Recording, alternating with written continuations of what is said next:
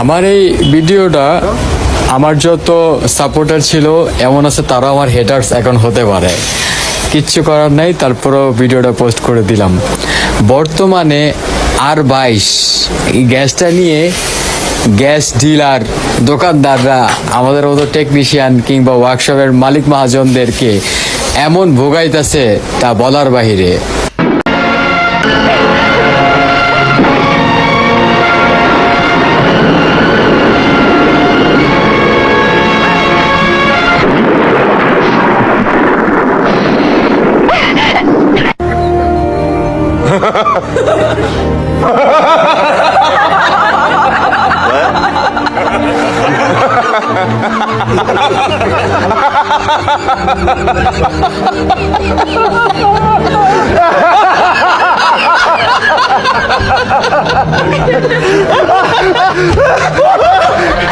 Crash, great.